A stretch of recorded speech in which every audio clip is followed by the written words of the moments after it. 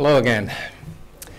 So, this talk is going to involve one particular feature of the cases, and that would be when children are born with a birthmark or birth defect that matches a wound, usually the fatal wound, on the body of the previous person.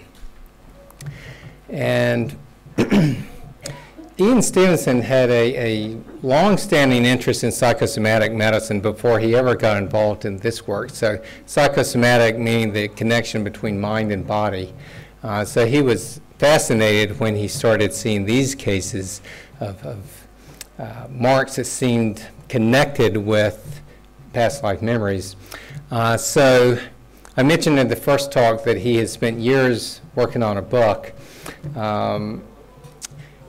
He spent years studying these birthmark cases and then years more writing them up. And he eventually published this 2-volume set called Reincarnation in Biology. It has over 200 such cases, and it's 2,000 pages long. Ian was nothing if not thorough. So, of course, I can't go over all 200 cases with you, but I'll share just a few with you. There was one girl who remembered the life of a man who got his fingers chopped off as he was being murdered, and the little girl's hands were like that. There was a boy who remembered the life of a boy in another village who had lost the fingers of his right hand in a fodder chopping machine. And the second little boy was born with his hands looking like that, which is quite an unusual defect, the way that one hand is so affected and the other one not affected at all. There was also a boy who remembered the life of a man who had been killed by a shotgun blast to the side of his head. And the little boy was born with just a stub for an ear and an underdeveloped right side of his face. Ian also listed 18 cases in which the kids were born with 2 birthmarks, ones that matched both the entrance wound and the exit wound on the body of the previous person. And I'll tell you a little bit about one of them. It's a case in Thailand of a little boy named Chennai. And when Chennai was 3 years old, he started talking about his past life. He said that he had been a teacher who was named Buakai, and that he had been shot one day on the way to school. He begged his family to take him to his previous parents, and he named the place where he said that they lived. So eventually, when he was still 3 years old, he and his grandmother got on a bus and went to near where he had named. He then led the way to a house with an older couple in it that he seemed to recognize. Well, they in fact had a son named Buakai Lonak, and he was a teacher, but apparently he was also a gangster on the side and had a lot of affairs, and anyway, he'd made a lot of enemies, and one day one of them shot him as he rode his bicycle to school. There was not an autopsy report available, but Ian talked with Buakai's widow, who said that the doctor who examined his body told her that he knew that Buakai had been shot from behind because he had a small round entrance wound on the back of his head and a larger irregularly shaped exit wound on the front. Well, Chennai was born with this small round birthmark on the back of his head and a larger, more irregularly shaped birthmark toward the front. His parents said it was on his forehead when he was born, and then it had migrated back as he had grown. Now, in this case, we can't say precisely where the previous person's wounds were because there was not an autopsy report available. But as I'll explain in a few minutes, we wouldn't necessarily expect an exact match between the wounds on the previous body and the birthmarks on the child. Now I want to show you a video of a birthmark case. It's a little long, it's about 11 minutes, but it really does a great job of showing up close and personal what this phenomenon is like. So this is a case where it was studied by Erlander Haraldson. He's a colleague of ours. It's a little girl in Sri Lanka named Purnima. And to give you a little bit of a setup for the case, Purnima talked about a past life, and then one day she saw a temple on television, and she said that she had lived across the river from the temple, from the river. She had lived across the river from the temple that she had seen on TV. And this was a temple that was 140 miles away from the home. And it's with those statements that led the case to be solved. So if this works, here is the video. Dr. Erlander Haraldson has investigated over 60 cases in Sri Lanka. He has found that compared to the West, children here recall specific details, which makes it easier to discover the identity of the person the child claims to have been before. Dr. Haraldson considers the case of Purnima to be one of his strongest. I came to know the case of Purnima in 1996, and I published it, wasn't it, in January 2000. So we studied it for some, well, we can say like for 3 years. Dr. Haraldson and his interpreter have visited Purnima's family many times to investigate her story. They live in a small town called Bakamuna in the central province. Her father is the head teacher of a local school. All her family are practicing Buddhists.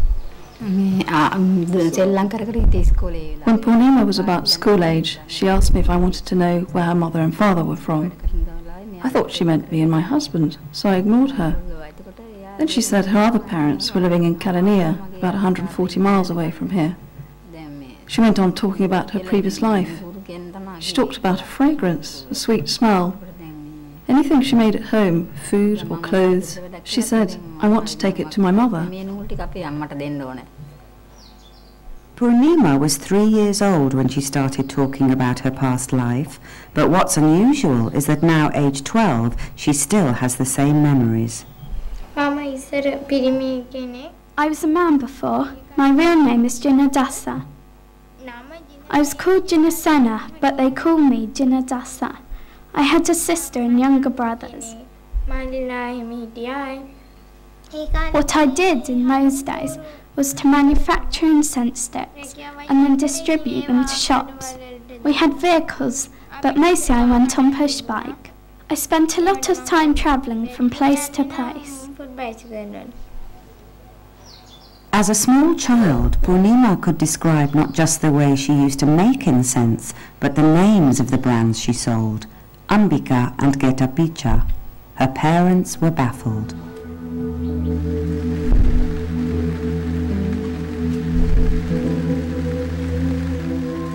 In Kelamia and Goda, 140 miles away, live the Vijayasiri family, who are incense makers.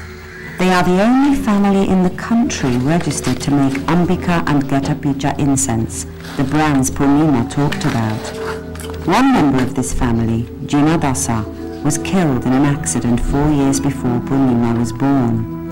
When Purnima first described her past life memories, these families, separated by distance and class, had never met. Jinadasa was my brother. He manufactured incense sticks for a living. We worked together before he had his accident.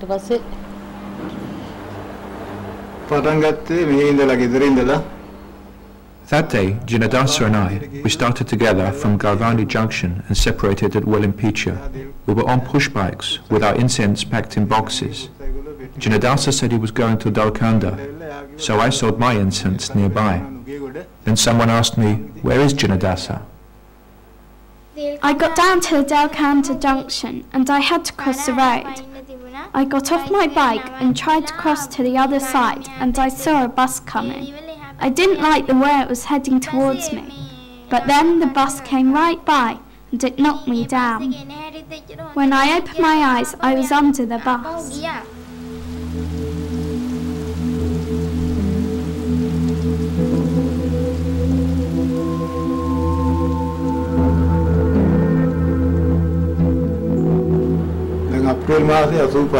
At about 2 in the afternoon, the police came and showed me a packet of incense and said that the person who was selling this had been run over by a bus. It was the Nukugoda police, and they had a packet of Ambika incense, and then I realized what it meant.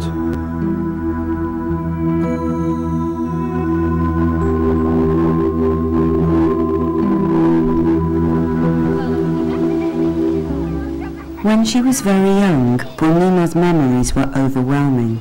She had difficulty in separating her past life from her present one. Then when she was 5, a new teacher came to work at her father's school. He lived in the area where she claimed to have lived before. Purnima's father is my head teacher. I work in his school in the week and go home to Kelaniya at weekends. I told him that I could make investigations. He didn't tell me to do it.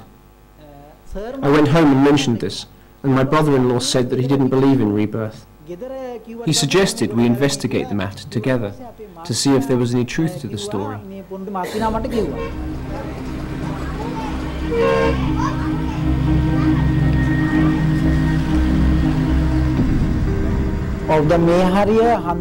We made inquiries here first because Purnima had remembered praying at this famous temple in Kelaniya before.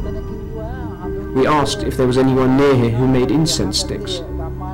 I was told there was a village across the water over there, where there were several families who made them. We managed to find the place, and eventually discovered that someone who made incense sticks had died in a road accident.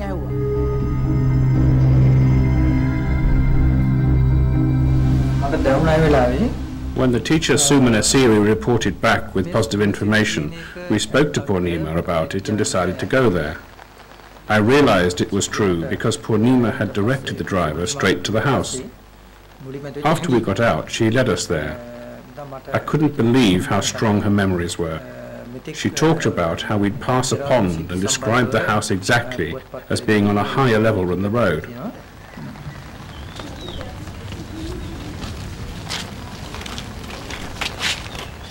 Purnima was only 5 years old when she first met the family. She has kept in written contact over the years.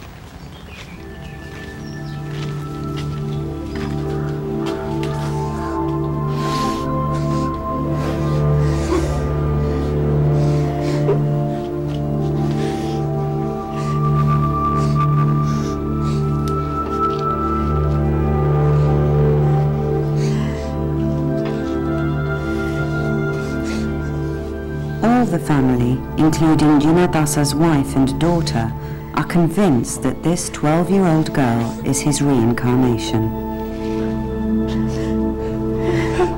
They said they were sure from the moment they first met.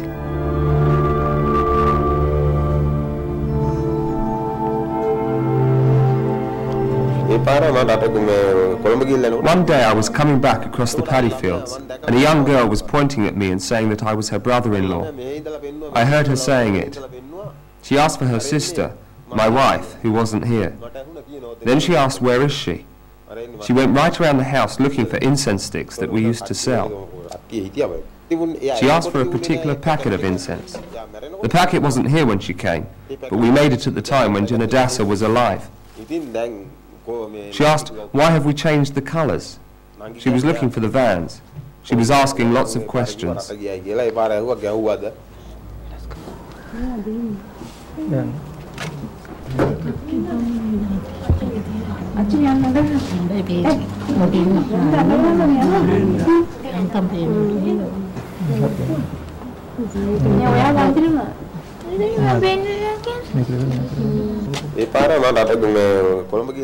the day of the trial over Jinadasa's death, we had to go to the police station first. Purnima was there too. She went up to Jinadasa's sister and sat on her lap and kissed her and called her my younger sister. The police were very confused, and the magistrate said it was very unusual. She kissed me. She knew who I was. I was amazed. When a 5-year-old is calling a grown woman her younger sister, It's a surprising thing.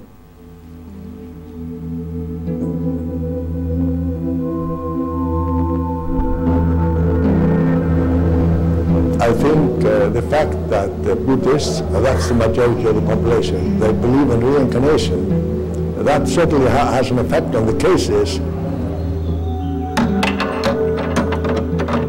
I think here in Sri Lanka, when a child starts speaking about a previous life, I think then people here will listen more carefully than they would listen in Europe or in North America.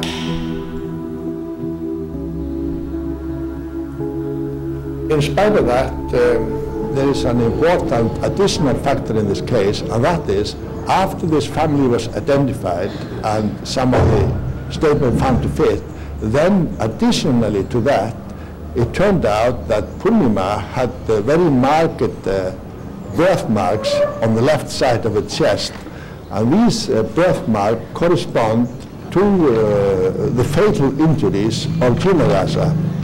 We were able to trace the post-mortem report regarding the death of Jinadasa. He was run over by a bus, and his ribs on the left side were broken. They penetrated his lungs, and probably the greatest pain he felt was on the left side. But of course, birthmarks start to form in embryo. They are not a matter of any cultural influence. When I was little, I'd never heard of rebirth or reincarnation. I was going on my own memory. When I went to see the family, I came to realise that rebirth was something real, something factual. I learned about it through my experience alone. Do you think these cases are suggestive of reincarnation? Well, someone said, in the night I believe in ghosts, but never during the day. So,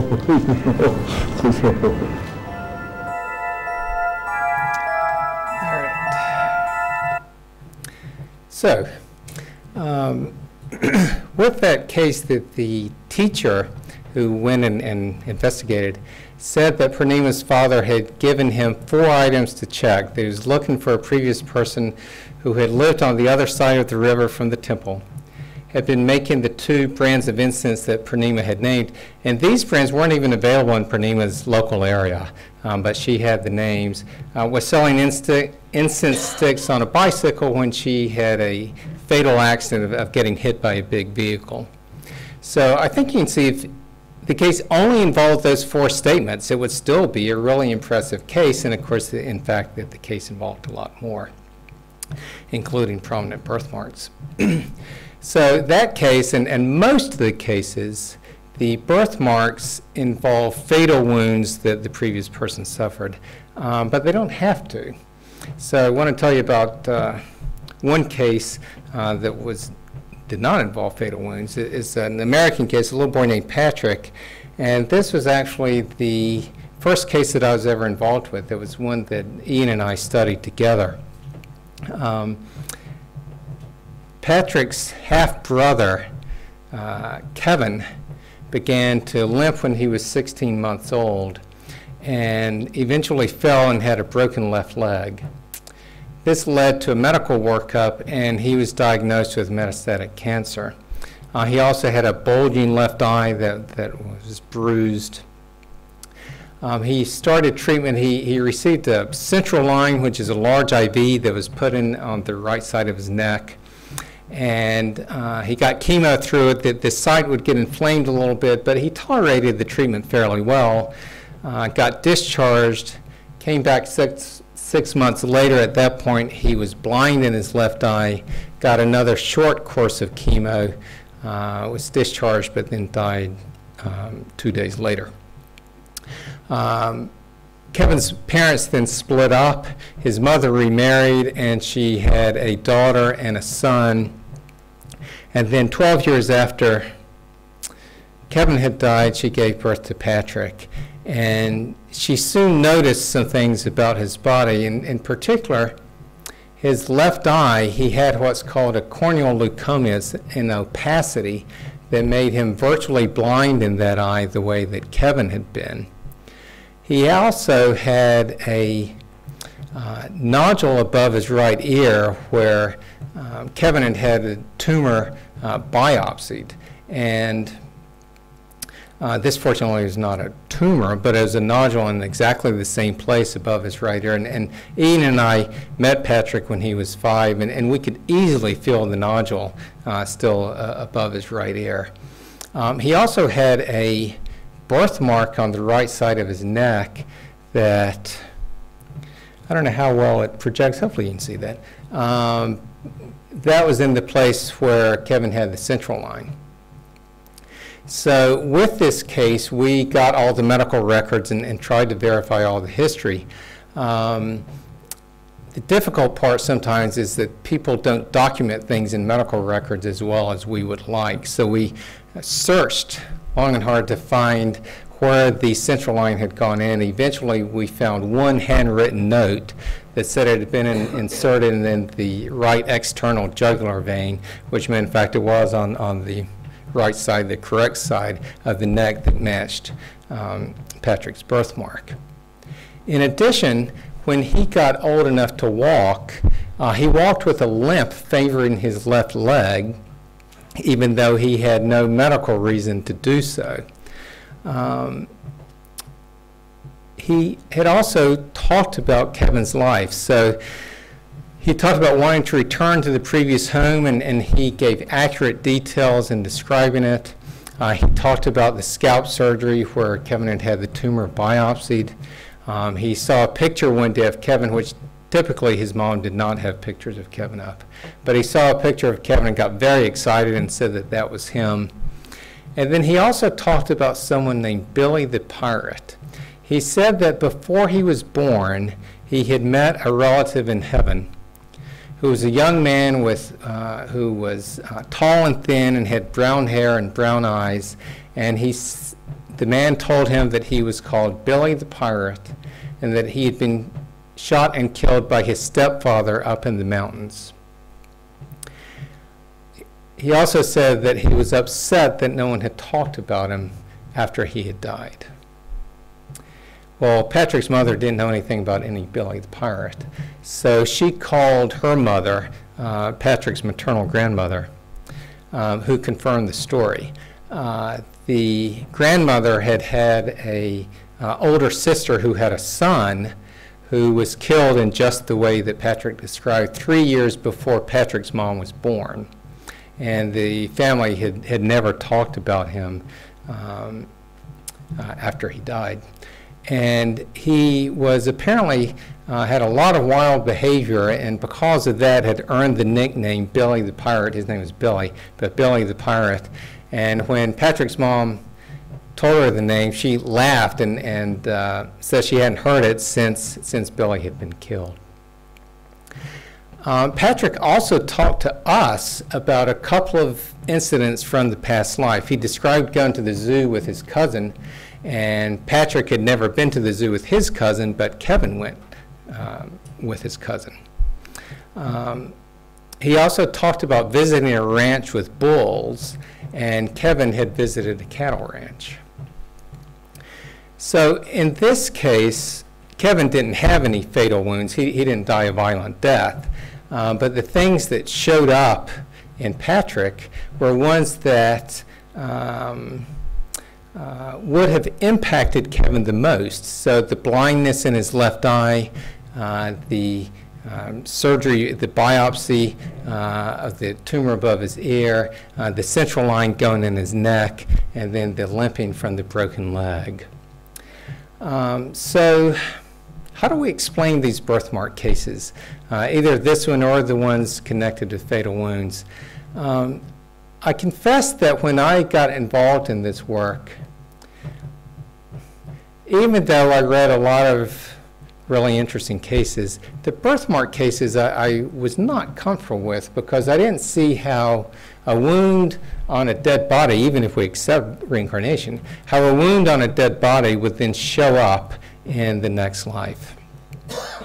But Ian talked about in Reincarnation and Biology evidence in other areas of work showing that mental images can have specific effects on the body.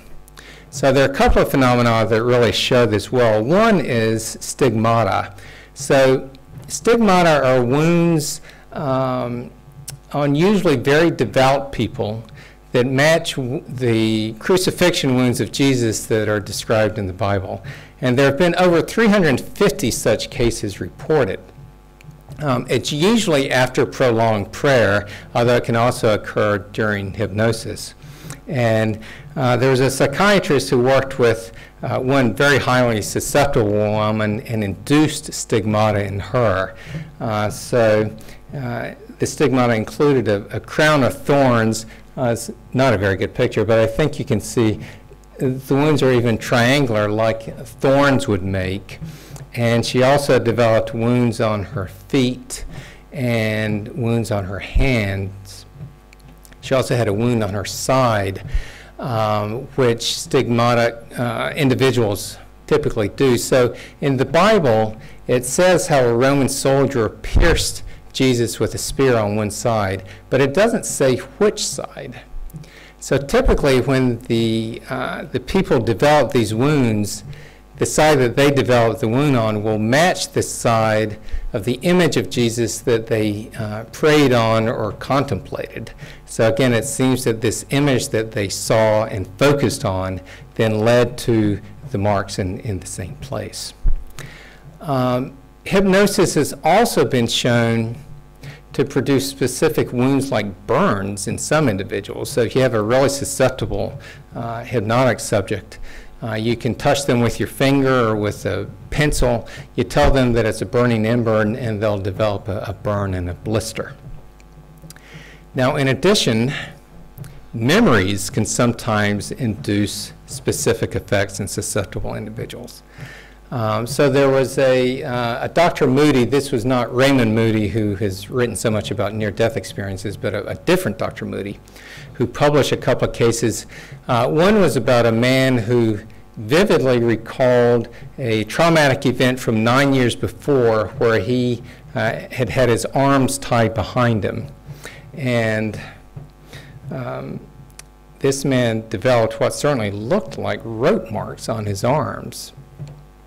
There was another case of a woman who recalled being beaten with a whip by her father when she was growing up. And specifically, she recalled an incident where she was struck on the left shoulder, and she developed this mark on her left shoulder.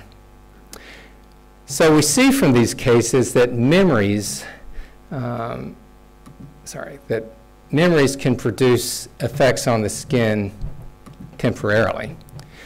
Well, in our cases, if the person died and the consciousness continued, they could take those memories with them, and then they would imprint the developing fetus. So in this case, the wounds would be permanent rather than just temporary marks on the skin, because the fetus would continue to develop with that imprint.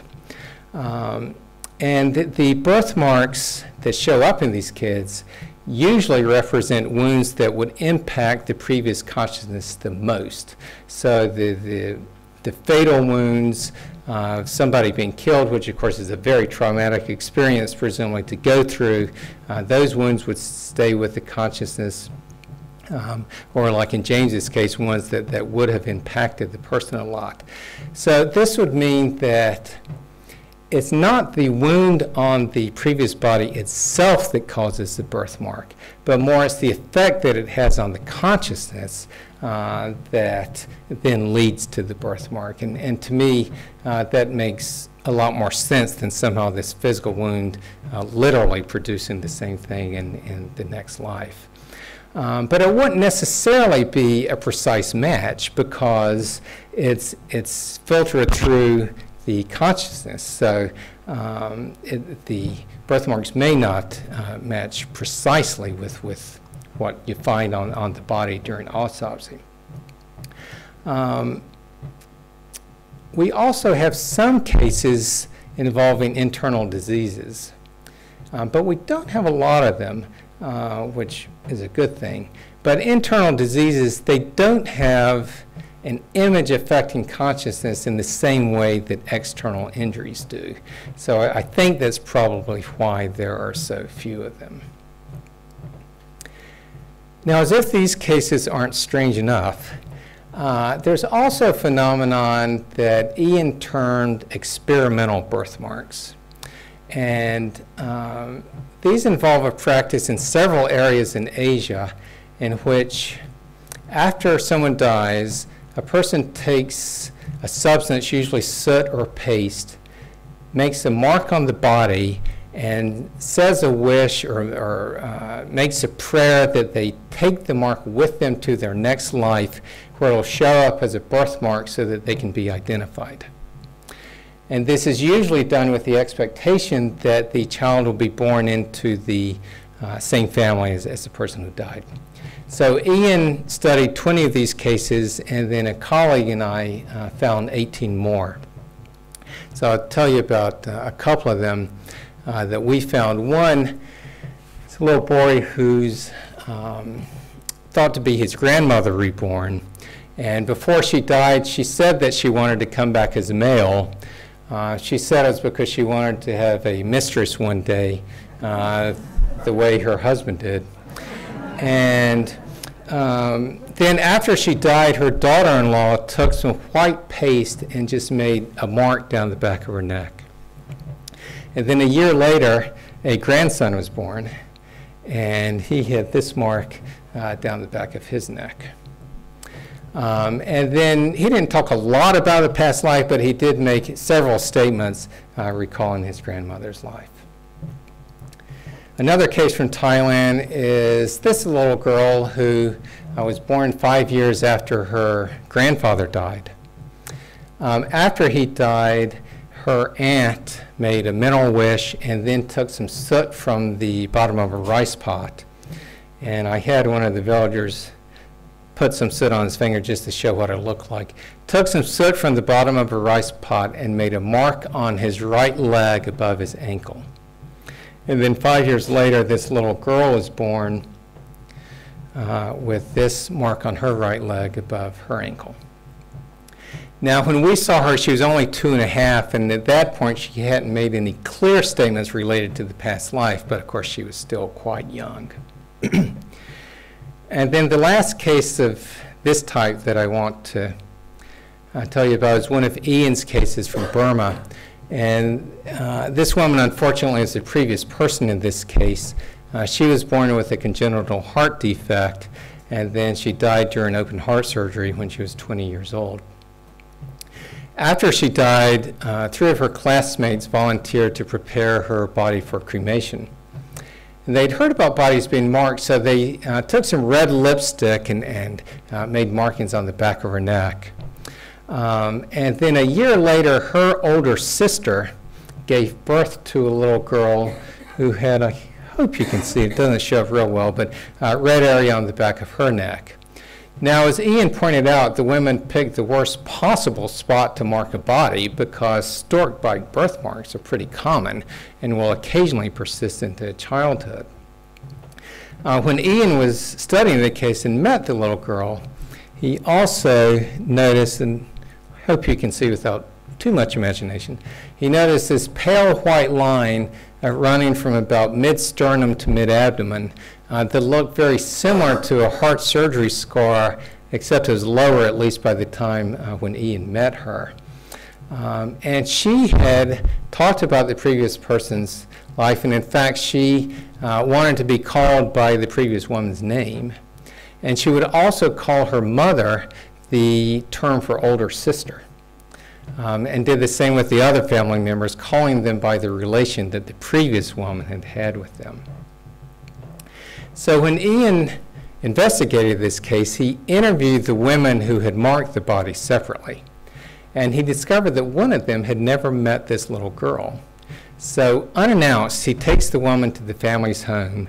They walk in, and he says to the little girl, "Who is this?" And she immediately said, "Mint Mint Ooh," which in fact was the name of the woman who had marked the body.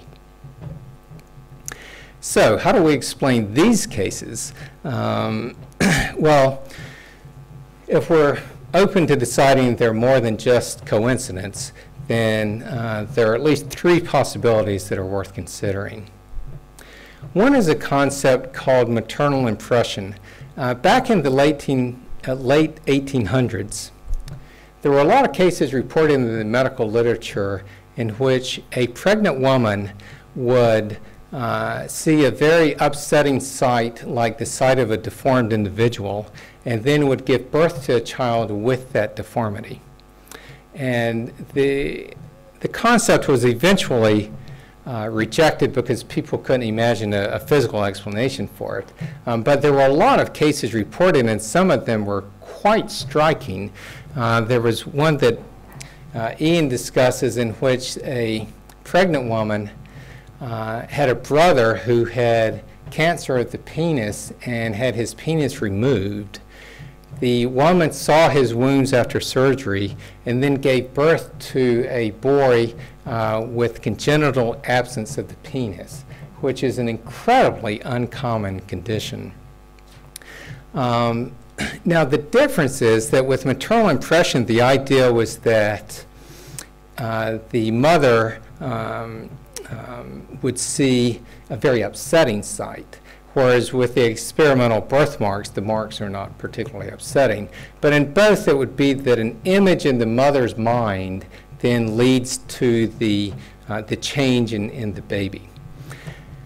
The hitch with that explanation for our cases is in the 18 that we studied, the mother only saw the mark in 5 of them. Now, there were 5 other cases in which the mother may have heard about the mark, but with the others, the mother didn't even know about it. So it doesn't seem that maternal impression could explain those cases. There's also the possibility that prayers and wishes of the mourning family or the marker then lead to the development of the birthmark. So it would be a psychosomatic effect where the minds or the consciousness of other people induces the mark on the child. So if a family is grieving somebody who died, they know about the mark, they intently want that person to return, then perhaps they could unconsciously really induce that mark in the child. The third possibility, of course, is that the child is the continuation of the consciousness of the deceased person, and they carry the mark with them as the marker had intended. And in the 18 cases that we studied, even though many of them were quite young, 6 of them, the children had reported memories of the past life. So that would seem to be the most reasonable explanation for those cases. But regardless of the explanation, which of these we choose, this phenomenon does provide evidence of an effect of consciousness on a physical body. Now, the last case that I want to tell you about involves a past life as a python. And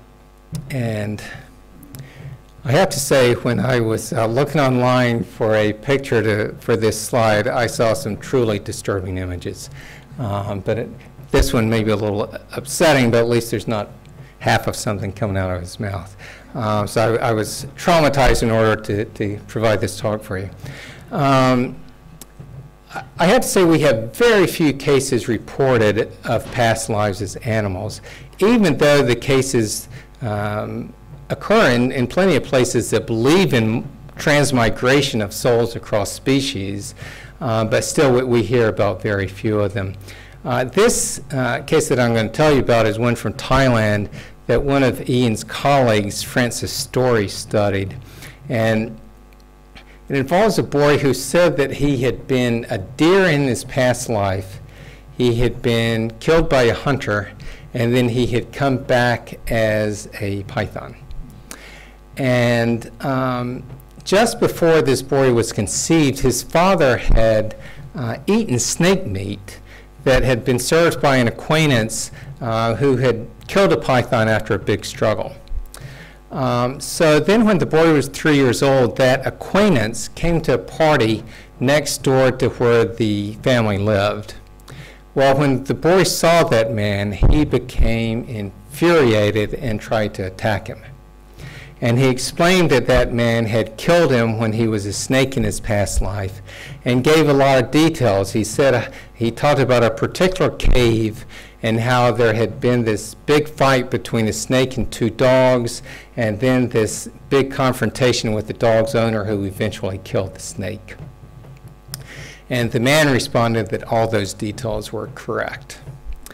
The boy also said that after he was killed, his spirit saw his future father and thought that he was kinder than the other men who had eaten the snake meat, so he decided to follow him home to be born into his family. And again, soon after the boy was conceived. So you may be wondering what kind of birthmark a past life as a snake would produce. Well, it produced this. The boy had a condition called ichthyosis, where he had scaly skin really all over, but it was worst on his legs. And then this is him as an adult. It's much better, but you can see that he still had some scales on his legs. Now, I show this case mainly because it's such a prominent, I don't even know what to call that, not necessarily birthmark, birth condition. But I also show it to make a point, which is I personally find it impossible to believe that a snake would encode memories where it could describe a particular cave and talk about a big fight with dogs and the owner of the dogs and all that. So what this case suggests to me is that there was a larger consciousness that remembered those details. So it was a larger consciousness that had a life with a snake consciousness, and then existed between lives, and then had a human life with a human consciousness. So it was the larger consciousness that continued on after the snake's death, not just the snake consciousness itself. And this recalls to mind the words of the French philosopher who said, "We are not human beings having a spiritual experience, we are spiritual beings having a human experience." To me, these cases suggest that there is a larger consciousness, or a spiritual being, to use the term from the quote, that is involved in our existence. So to wrap up, looking at all the cases, not just the birthmark ones, they provide, I think, pretty strong evidence that memories and emotions and sometimes physical trauma can survive after death and carry over to another life. But it's important to keep in mind that these cases with intact memories may be special cases. And in fact, they are special in the sense that the previous person typically died violently or died young and then came back very quickly with intact memories. So it may be that our cases are essentially just one end of the bell curve, and that the patterns that we see in our cases may not be representative of the usual process. In our cases, the consciousness appears to have continued on and had another life here, but it may be that all kinds of existence can occur after we die. I don't assume that we all come back here. I think the possibilities may be more than we can even imagine. And in the overall picture, I think consciousness may be even bigger than we can imagine. So the birthmark cases are examples of consciousness affecting the physical. But they may just be the tip of the iceberg. And I think that not only can consciousness affect the physical, that I actually think it's the creator of the physical. I think that consciousness is the core of reality, and the physical world grows out of it. And it's not just me who says that, many people do, including some physicists. So I want to finish up with a quote from Max Planck, who was the father of quantum physics, so he's a huge name. Well, Max Planck said, "I regard consciousness as fundamental. I regard matter as derivative from consciousness. We cannot get behind consciousness." So I think if consciousness is indeed fundamental, then we should not be surprised if it continues on after we die. If you want to learn more about our work, here is our website, uvadops.org, as well as our email address. We are also on Facebook and YouTube. And now I have time for some questions. Are there any questions? Thank you.